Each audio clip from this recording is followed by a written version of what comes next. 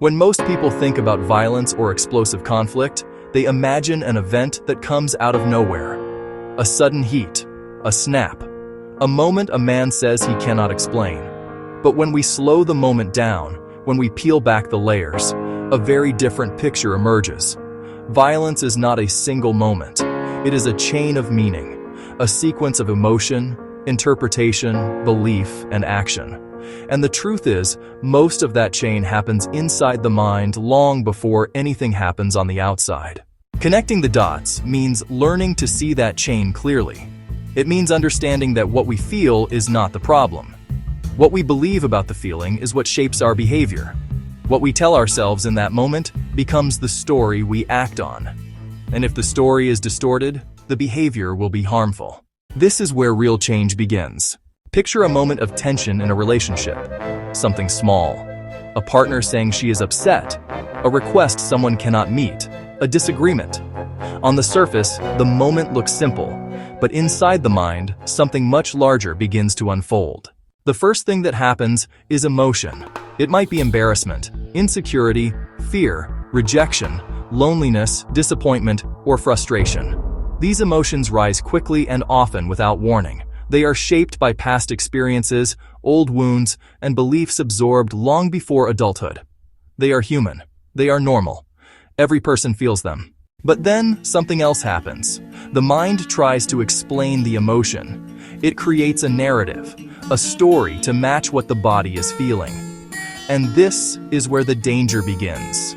Because the narrative is almost always automatic. It is fast. It is unfiltered. It is influenced by old scripts and distorted thinking patterns that developed over years. Cognitive behavioral therapy calls these patterns automatic negative thoughts. They arrive uninvited. They do not ask for permission. They often feel true, even when they are not. And the more a man believes these thoughts, the more he treats them as facts. He does not question the story. He reacts to it. Imagine a man feeling insecure in a relationship. His partner simply says, "I need some space right now." The emotion rises first. Fear, insecurity, abandonment. Then the narrative appears. She is leaving me. She does not care about me. She is disrespecting me. These thoughts are not evidence.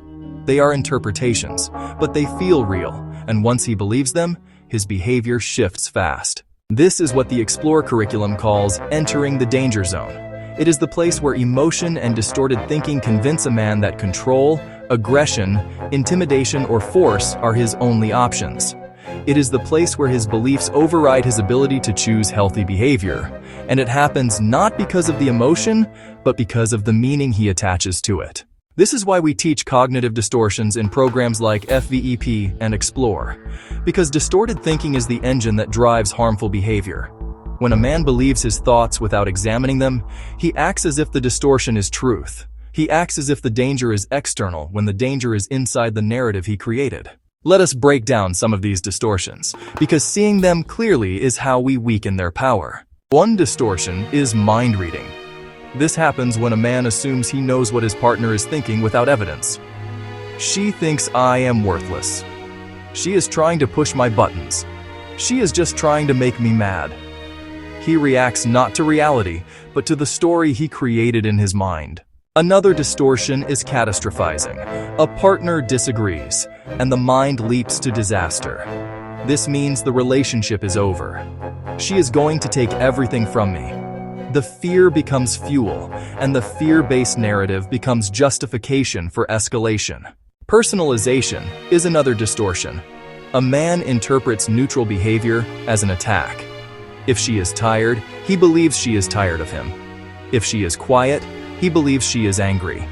If she is busy, he believes she is avoiding him. An entire conflict is built out of an assumption that was never tested. Emotional reasoning is one of the most dangerous distortions in domestic violence. It teaches a man to believe, if I feel disrespected, then I must have been disrespected. The emotion becomes the evidence, and anything he does next feels justified. All or nothing thinking pushes men toward extremes. If she does not agree with me, she is against me.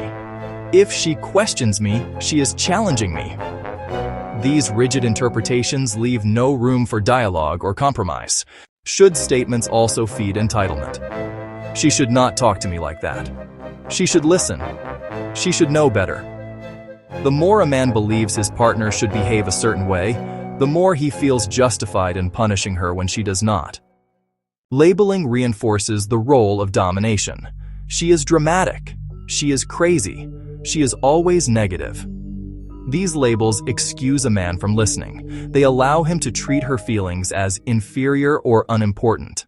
Magnification and minimization distort the significance of events. A small disagreement becomes a major betrayal. A pattern of abusive behavior becomes not that bad. The distortion keeps him from seeing the truth. All of these distortions have one thing in common. They push a man further into the danger zone. They turn normal conflict into perceived threat. They turn discomfort into justification.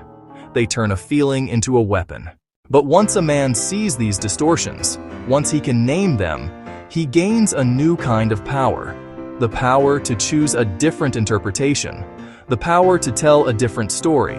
The power to step out of the danger zone before harm occurs. This is where REBT's ABCDE model becomes valuable. It gives a clear map of how thoughts create consequences and how beliefs shape behavior. A stands for the activating event. Something happens. A disagreement. A request. A partner expressing hurt. An unexpected change of plans. The event itself is rarely the problem. B stands for the belief about the event. This is the narrative the mind creates. The distortions, the assumptions, the entitlement, the fear. The belief is where escalation begins. C stands for the consequence, the emotional and behavioral reaction that follows from the belief. Fear becomes anger, insecurity becomes dominance, shame becomes the need to control. The consequence is the danger zone. D stands for disputation, challenging the belief, testing the story, asking, is this accurate? Is this fair? What else could be true? Disputing the belief weakens its power. E stands for effective new belief, a more grounded interpretation. She is asking for space, not rejecting me. She is upset, not attacking me. I can handle this without controlling her. The new belief creates a new behavior. This model is powerful because it shows men that the event did not cause the behavior. Their belief about the event did. And if the belief changes, the behavior changes. This is the heart of accountability. It is the foundation of nonviolence. Let us take a real example. A man's partner says, "I do not like how you spoke to me earlier." The activating event is simple, a partner expressing a feeling. His belief might be, she is disrespecting me. She is trying to control me. She is attacking my character. The consequence is immediate. Anger, defensiveness, blame, intimidation. He enters the danger zone. But when he disputes the belief, the entire pattern shifts. He asks himself, what if she is not disrespecting me? What if she is expressing a boundary? What if her tone has nothing to do with my worth? What if my emotional reaction is from the past, not the present? The effective new belief becomes, she has a right to express her feelings. I can hear her without losing my identity. The behavior becomes listening instead of reacting, asking questions instead of attacking, creating safety instead of fear. This is what connecting the dots looks like in practice. It is the ability to separate what happened from what you told yourself about what happened. It is the ability to see your thoughts as choices. It is the ability to challenge the distorted narrative and replace it with something grounded, accurate, and respectful. When a man learns this process, he begins to build emotional freedom. He no longer feels controlled by his partner's emotions. He no longer uses his feelings as justification for violence. He no longer lets his old beliefs dictate his future behavior. He becomes responsible for the story he tells himself. And responsibility is the doorway to change. Let us talk for a moment about the danger zone again. The danger zone is not created by the event. It is created by the belief. Every man who has ever used violence has walked into the danger zone through the same doorway. The doorway of distorted thinking.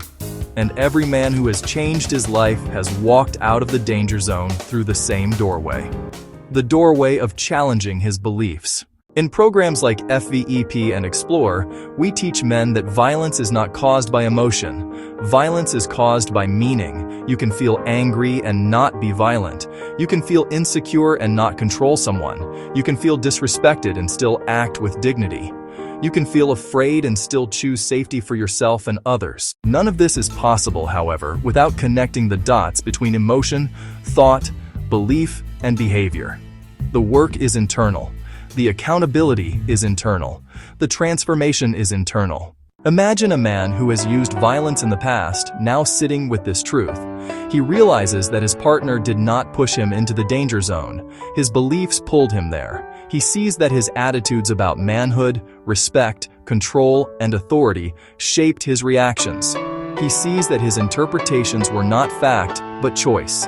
And once he sees that, his power to change becomes real. Real change begins with awareness. It becomes stronger with practice.